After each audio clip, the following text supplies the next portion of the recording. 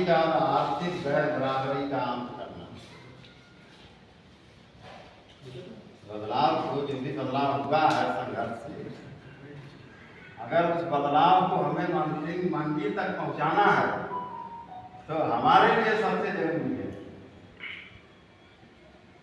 कि हमें सामाजिक और आर्थिक गैर बराबरी का अंत करना है।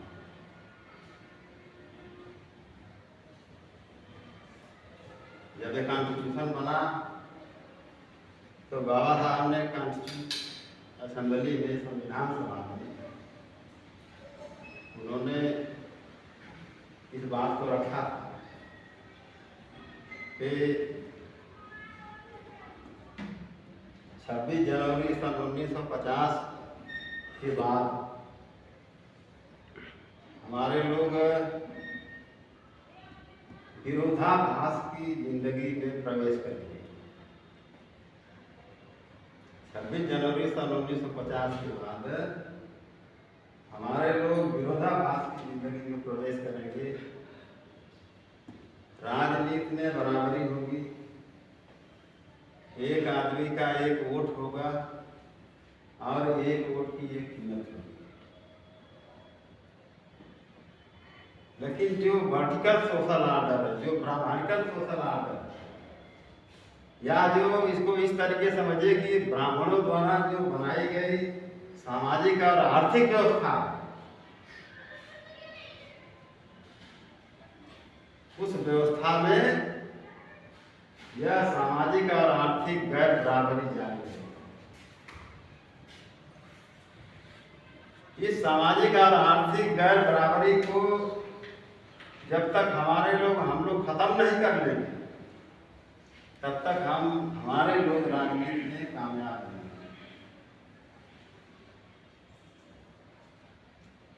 तो ये तो आप लोगों को मैंने पहले ही नोट कराया था। अब सामाजिक और आर्थिक गैर बराबरी क्या है? देखिए, ये नॉन पॉलिटिकल ग्रुप,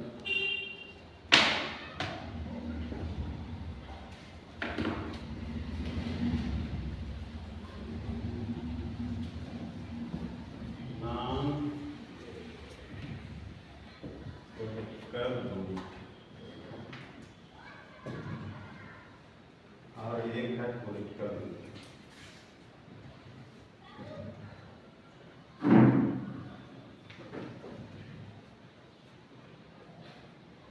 इसको कहेंगे गैर राजनीतिक जड़ें, नाम पॉलिटिकल ग्रुप को हिंदी में कहेंगे गैर राजनीतिक जड़ें, और पॉलिटिकल ग्रुप को कहेंगे राजनीतिक।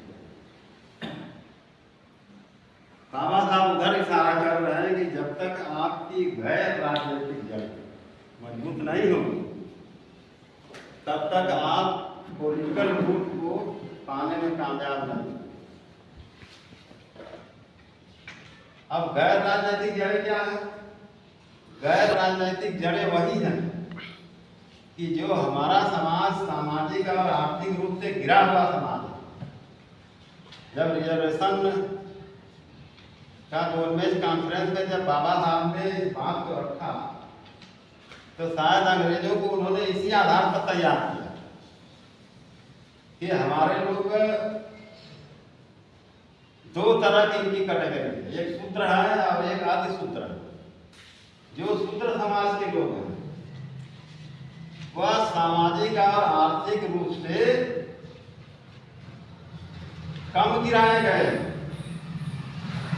और जो अतिशूद्र समाज के लोग वह सामाजिक और आर्थिक रूप से ज्यादा गिराए गए। दो कैटेगरियों को उन्होंने बताया था बीच में, और उन्होंने यह कहा था कि जो सामाजिक और आर्थिक रूप से जो कम गिराया गया समाज है, जो सामाजिक और आर्थिक रूप से कम गिराया गया समाज है, वह समाज सामाजिक और आर्थिक रूप से ज्यादा गिराए गए समाज को अपना सहयोग देना पसंद नहीं करेगा। आज आपको क्यों नहीं लोग पसंद करते? बाबा साहब ने कब बोला था? 1932 में बोला था। 1932 के बाद उन्होंने 1946 में कॉन्स्टिट्यूशन असेंबली में भी इन्होंने बोला था कि जो सामाजिक और आर्थिक रूप से जो कम गिराया गया समाज है वो सामाजिक और आर्थिक रूप से ज्यादा गिराया गया समाज को वो अपना सहयोग देना पसंद नहीं करेगा। आज बहुजन समाज पार्टी राष्ट्रीय पार्टी तो बन गई, लेकिन जो सामाजिक और आर्थिक रूप से कम गिराया गया समाज वो आज भी सामाजिक और आर्थिक रूप से ज्यादा गिराया गया समाज को सहयोग नहीं दे रहा है। सहयोग का मतलब वोट नहीं दे रहा है, तो सीधे सीधे समझ रहे हैं कि नहीं? वो आज भी वही स्थिति बनी हुई है। क्यों बनी हुई है?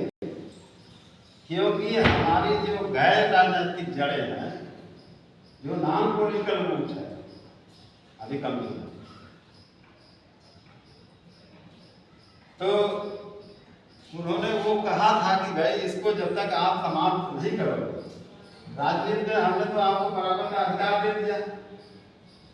आज चाहे ब्राह्मण का वोट हो चाहे वाल्मीकि का वोट हो, ये दोनों की कीमत तो एक है, दोनों का मूल्य एक है।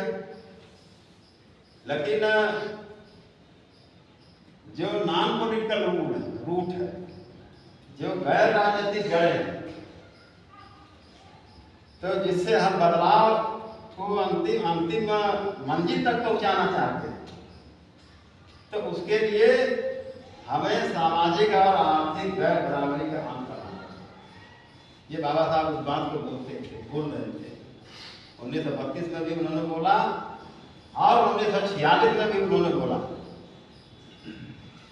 और अंग्रेज इसी आधार पर तैयार हुए। वुमेन्स कॉन्फ्रेंस में बाबा साहब ने कहा था कि आपको इनके लिए दो कार्य करना होगा।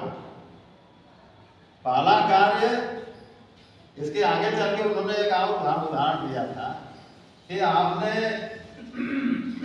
जो इस देश में जो सिख हैं और मुसलमान, पता आपको, सिख समाज की भी सल्तनत थी और मुसलमान समाज की भी सल्तनत, ठीक नहीं?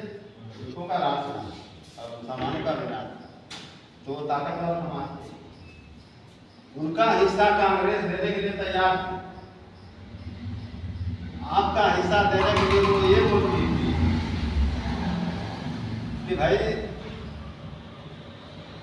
ये तो हमारे समाज के अंग है, हिंदू है, तो जब हमें अधिकार मिल जाएगा, आप हमें अधिकार दोगे, तो फिर इनको हम दे देंगे। लेकिन बाबा साहब इस बात को नहीं मानते। इसी बात पर वो गांधी से और इनसे झड़प हुई।